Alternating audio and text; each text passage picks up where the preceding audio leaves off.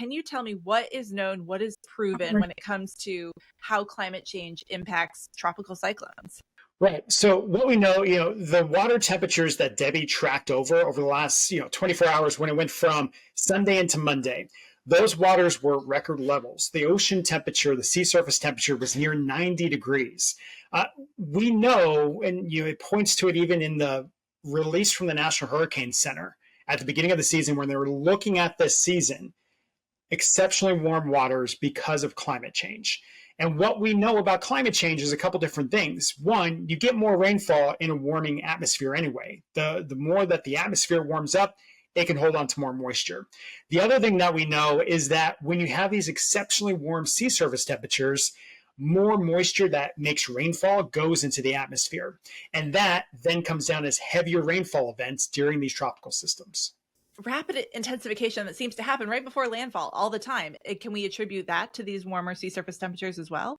You can't. So it comes down to different atmospheric conditions as well, right? But we've seen it time and time again where a storm either rapidly intensifies as expected or it even exceeds the forecast from what we anticipated to happen. And we know that in a warming climate, which in turn warms the oceans itself, those warmer waters are fueling that at the sea surface. And then there's also the warmer water that comes from underneath. So when it's upwelling, you still have warm water that's feeding these storms. And if it's out in the Atlantic, it's something to look at on satellite. But especially when it's as close as it is to landfall, that's more rain that's coming down. That's bigger impacts in terms of wind. And those are real life impacts for where you live, your property, and your loved ones.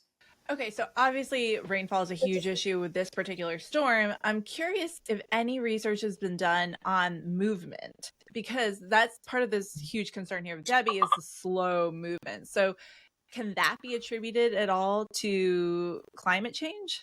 There are some studies out there that have linked climate change to slower moving storms, slower moving tropical systems in general. And the slower a storm moves, obviously, as it sits, and if it's still close to those exceptionally warm waters, be it the Gulf of Mexico or the Atlantic in the case of Debbie, that in turn just continues to feed the atmosphere an abundance of moisture to create these excessive rainfall events.